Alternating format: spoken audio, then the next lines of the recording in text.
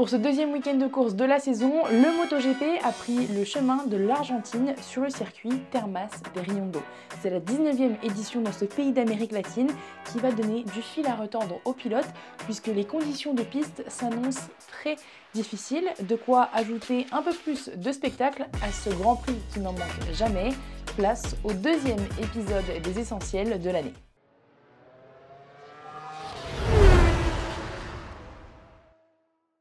Salut à toutes et à tous, j'espère que vous allez bien. Avant tout, l'information principale, c'est de retenir qu'il y a un décalage horaire, moins 4 heures pour l'Argentine. Donc la sprint et le Grand Prix se tiendront à 19 h tous les deux. Et toujours à 19 h le lundi, on se donne rendez-vous sur Winamax TV, sur la chaîne YouTube, Twitch ou bien sur l'application pour débriefer du Grand Prix d'Argentine sur Flag to Flag avec tous mes acolytes. Vous verrez, il y a une nouvelle personne encore ce lundi. Et n'oubliez pas, ce format est assez bref, assez factuel. L'objectif, c'est que vous ayez le plus d'informations possible sur le Grand Prix qui se tient. Et on commence directement avec les caractéristiques du circuit de Termas de Riondo.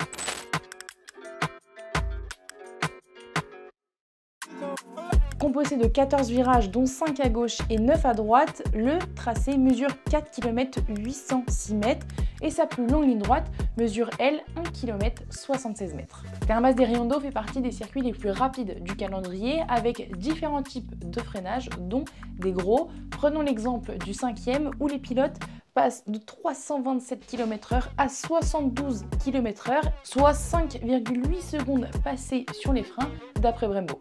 La piste a été resurfacée en 2018, mais elle reste malgré tout très exigeante pour les pneumatiques, puisqu'il y a un faible niveau de grippe, la surface est abrasive, combinée aux fortes températures, c'est compliqué, d'autant plus que ce week-end est annoncé au moins 40 degrés sur la piste. Et pour Michelin, ce n'est pas seulement le côté sale de la piste qui va causer des difficultés aux pilotes. Ce tracé n'est pas beaucoup utilisé, donc le peu de gomme explique aussi le niveau d'adhérence assez faible. Vous l'avez compris, les pilotes vont beaucoup devoir travailler sur ce point, d'autant plus qu'ils n'y sont pas allés depuis 2 ans en Argentine. Rappelez-vous, l'édition dernière avait été annulée suite à la prise de pouvoir du nouveau chef du gouvernement, qui en découlait des problèmes financiers. Alors les pilotes vont devoir reprendre leur marque sur ce tracé et déjà le numéro 93 semble se démarquer comme le grand favori, lui qui a un passé plutôt tumultueux à Termas de Riondo.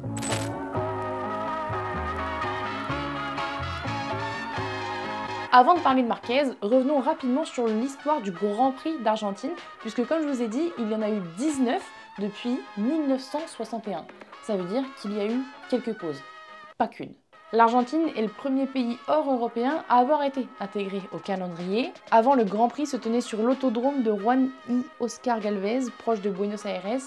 La prononciation est assez approximative encore. Les pilotes étaient assez sceptiques et c'est en 1963 que des grosses têtes du championnat se sont déplacées comme Michael Wood qui a remporté cette édition. Et c'est la dernière fois qu'il gagnera en Grand Prix en Argentine puisqu'il faut attendre 1982 pour revoir les 500 y retourner. Kenny Roberts gagne, mais là encore ce n'est que de courte durée puisqu'il y a une pause de 5 ans.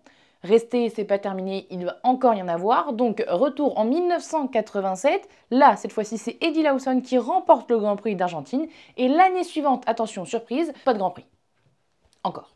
La prochaine édition est en 1994. Inutile de vous refaire l'histoire. Ça ne va pas se suivre chaque année. Cela dit, en 1998, petite anecdote, c'est la dernière victoire de Mick Doohan en Grand Prix en 500. Et c'est d'ailleurs l'année de son 5e titre, puisque la saison suivante, le pilote se blesse et est contraint de mettre un terme à sa carrière durant l'année 1999. D'ailleurs, dernière année où il y a une manche à côté de Buenos Aires. Et après, grande pause jusqu'à 2014 où cette fois le Grand Prix d'Argentine se tient à Termas de Riondo, le nouveau circuit qui accueille le MotoGP. Il y a aussi eu des pauses avec le Covid 2020-2021 et l'année dernière on en a parlé. Et on peut dire que des moments forts du MotoGP se sont déroulés sur ce tracé. 2015, début des tensions entre Marquez et Rossi. Le 93 était le leader de la course mais dans l'avant-dernier tour, le 46 le lui prend. Et l'Espagnol tente de répliquer mais percute son pneu échue. Rossi gagne et c'est d'ailleurs le seul pilote à s'être imposé sur les 2 circuits en Argentine. 2018, Jack Miller est en pole position mais se retrouve seul sur la grille. Les conditions de piste étaient déclarées mouillées et tous les pilotes avaient chaussé un train de pneus pluie, sauf l'Australien qui avait opté pour des slicks. Mais les pilotes reviennent sur leur décision et font le choix d'opter pour la même monture que le numéro 43. La direction de course est un peu perdue face à cette situation inédite et prend la décision de tous les faire partir du fond de la grille, à l'exception du pilote Pramac. Cette course est remportée par Cal Crutchlow, mais aussi marquée par un nouvel épisode de tension entre Marquez et Rossi. L'Espagnol tombe dans le 7e tour de cette course. Relégué à la 20e position, il remonte un à un ses adversaires, jusqu'à Rossi à la 6e place qu'il fait élargir et tomber. Marquez a bien tenté d'aller dans le box s'excuser auprès de Valentino Rossi, mais Salucci l'a quelque peu renvoyé. Bref, 2022, première victoire d'Aprilia en MotoGP et d'Aleix Espargaro pour son 200e Grand Prix dans la catégorie M. L'année suivante, en 2023, ce n'est pas lui, mais Marco Bezzecchi qui lui aussi décroche sa première victoire en MotoGP en Argentine. Rappelez-vous, c'était dans des conditions mouillées et Johann Zarco avait terminé sur la 2e marche du podium.